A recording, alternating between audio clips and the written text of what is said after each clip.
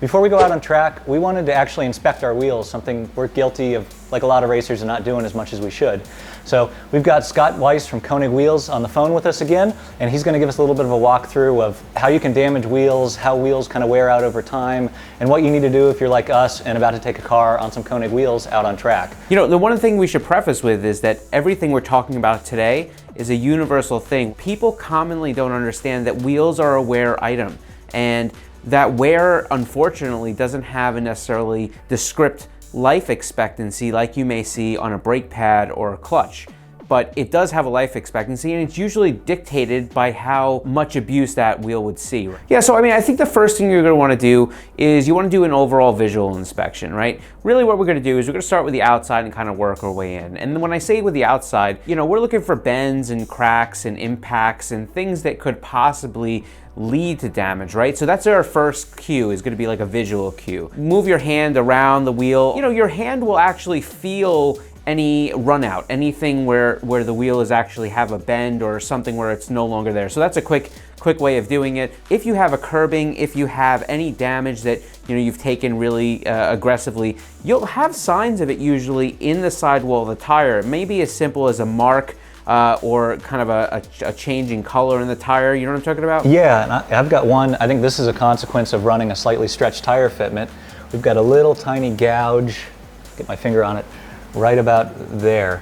So is that the kind of thing I would be concerned about, or is that just normal wear and tear and not that big of a deal? Yeah, the cosmetic portion isn't going to be the issue, but what we are going to want to do is we're going to want to use that as a visual cue to just make sure that there's not a flat spot there, right? Because sometimes you'll have very minor looking damage, right? The visual impact of that damage will be fairly low, but what won't be low is the fact that that impact was enough to cause a wheel to bend, distort, or take a different shape. You know, we've checked the whole perimeter of the wheel there, and now we're gonna go into where the spokes meet the barrel. Because what happens is damage, when you have it, it's gonna translate through. So we're looking for any minor cracks or anything that we could see on the bottom of those spokes, and really on the sides of the spokes, as long as you're turning the wheel around, that would indicate there's some sort of crack or fracture. You know, so flip that wheel around. Let's go to the back real quick. And when we have the wheel off the car, you know, we're gonna be going around the perimeter again with your finger. You have that flat edge there. It's a good place to start and kind of see if you feel any distortion, bends. Because remember, bends aren't necessarily always gonna be in the spot of the impact. Now we're in the inside of the wheel. The same thing you did with your finger on the outer edge, that's kind of what you're gonna look to do in the inside of the barrel, just to kind of feel if there's any distortion, flat spotting, cracking, or anything like that, right? Sometimes, because a wheel is metal, it has some flex to it. And whenever there's flex on a wheel, if you had a brake kit that was extremely close to that barrel, and let's say you did something in the area of, you know, curb checking or something, and now all of a sudden that flex pushes the wheel, it can easily make contact with a caliper. So you're talking about basically caliper marks right in here. Yep, exactly. And this is, for the most part, visual inspection. It's gonna be fairly easy to pick up with your eyes, you know? Fortunately, this is looking pretty darn good here, and I did check right opposite of the that little mark on the lip, and I don't see any impact, because these wheels are pretty close to the brakes on this car, and no issues there either. So what's the next step then? So we're gonna look at the back of the spoke. We're gonna be looking for any damage, or we're gonna be looking for any crack marks, fractures, anything that could potentially lend itself to a spoke fracturing or cracking as time goes on. And when you say check the spokes, I'm assuming the middle of the spoke probably isn't going to be where the damage is. It would be near the hub or near the barrel, right? Every wheel is going to have a different style. When you have a different style, the damage will translate on the wheel differently. So, you know, a fin wheel, multi-spoke wheel, 5-spoke wheel, thickness of the spoke, there's so many factors, but you really should be looking all over the spoke to make sure that you don't see any visual signs. I recommend this kind of in between rounds as you take the wheels off your car, or you go to, you know, swap out pads or whatever you're gonna do. It's a good time just to clean things up. Now, you don't have to go crazy, but clean things up so you can clearly see there's nothing masking any damage, and you can be sure that everything looks good. I finished inspecting the back of the wheel. I've got it flipped back around here. Did I basically cover it now, or is there anything else I need to be looking at with these wheels? The last thing I would say is try to look at the lug seats, because while a wheel's really not gonna have too many braking issues in the PCD area generally, what you're going to be looking for is galling on the lug seats. Now, this is good indication of somebody that didn't tighten lug nuts or has used the wrong lug hardware. Now you're going to be in a situation where you're not really going to always be able to get a lug nut to sit correctly and sit flat. And that could lead to vibration causing the wheel to come off the car at a later date. So that's one of those situations where if that's the issue, it's time to kind of move off that wheel just to keep yourself safe. That makes sense. And the wheel coming off the car is bad, right? Just to clarify? Yeah, there's a few things that you don't want to happen with wheels. Them coming off on their own is one of them. Let's talk a little bit about, if you do find damage on a wheel, is it worth repairing? Should you be even thinking about repairing a wheel, or is it better to just start fresh, start with something that you know is going to be safe? Yeah, so there's two different types of damage, right? There's going to be cosmetic damage and then there's structural damage. In my opinion, especially if you're using a wheels in a very harsh way, racing is definitely one of them, I would look to replace the wheel. For the amount of wheel costs, your car costs a lot more and your life costs even more than that. And for the most part, as long as you don't have any cracks or fractures or take too much material out of the wheel, there's no flat spotting or bending, you're pretty good. So you can put that wheel back in service. The opportunity for a race car to inspect the wheel is obviously much greater in between rounds. But on a street car, a car I might only have the wheels off every 50,000 miles. Should I be pulling them off more often to inspect them? Is there a way to do it, without putting it up on a bench here with a camera pointed at it? What would you recommend for a street car?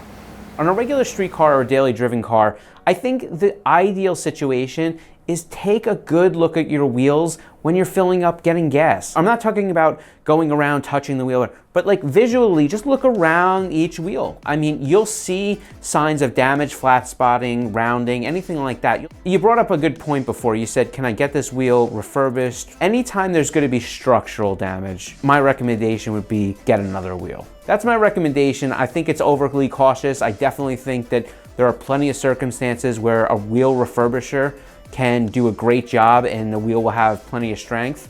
But ultimately, you have to really trust that wheel refurbisher and make sure that the advice that they're giving you is sound. That makes a ton of sense. And it's probably also worth mentioning that the wheel guy I know charges $100 a wheel, and these are $200 and something wheel anyway. So it's a pretty tough sell to take it somewhere and get it fixed when you can just buy a new set. That's a great point though. I mean, because like around here, we're up in the Northeast in New York, and if you want to get a wheel refurbished, I mean, generally the starting price is going to be somewhere about $179. So depending on what wheel you have, you may easily decide, you know what, this isn't for me. These wheels are made of metal. They're not magic. You know what I mean? Like if they bend, they don't spontaneously break. That doesn't happen. Today's technology of wheel manufacturing is just so good that when you find a defect in a wheel or a defect in workmanship from a wheel, you're not generally going to see things that are going to be in the nature of like really heavy structural damage.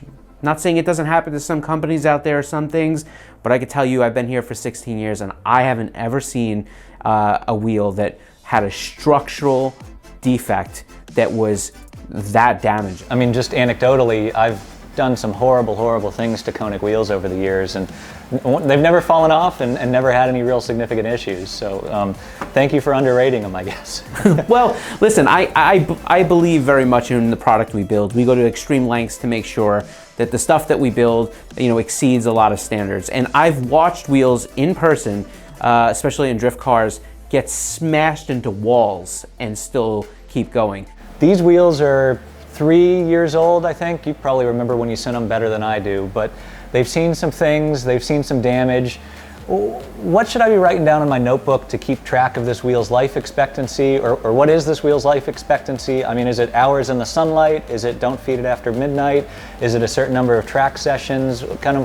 What should I be keeping an eye on here, and at what point will I be able to look in my notebook and say, this wheel is ready to be removed from service before it cracks or something else happens? Yeah, I mean, double-edged sword. Good news or bad news is that you're not going to have to worry about using, detailed notes or dates of when you actually started to use it to decide if the wheel is, kind of beyond its serviceable life. We're looking for that continual inspection that's going to allow us to find damage that may be existing, but not really that bad, so that we can get the wheel out of service before it becomes a problem. Anything else I should know, or should I put this tire back in the car and go to the track and see if I can hurt it for next weekend? You get it back on the car. It's time to live another day. And like I said, this information is just general information for wheels all around. And it's really important that people understand that this doesn't have any connotation to any one particular wheel or construction. It's a good practice to do. Everybody has no problem inspecting tires or knowing that they got to check their air pressure once in a while. You know, make sure you check your wheels as well. If they do find issues with their wheels, where should they go to buy some new ones? Yeah, we have plenty of retailers, but you can find any dealer from us going to our website, konigwheels.com, and there's a dealers tab, and we have a dealer locator. Or you could always give us a ring or send us a message on social media. We're at Konig Wheels USA, pretty much on most social platforms, and we'll be able to help you find one. Well, perfect. Thanks a ton for the advice and the help there, and thanks for making good wheels. All right, Tom, thanks so much. We appreciate it. Support brands that support grassroots motorsports. Get your chemical solutions from CRC Industries. Visit crcindustries.com to learn more.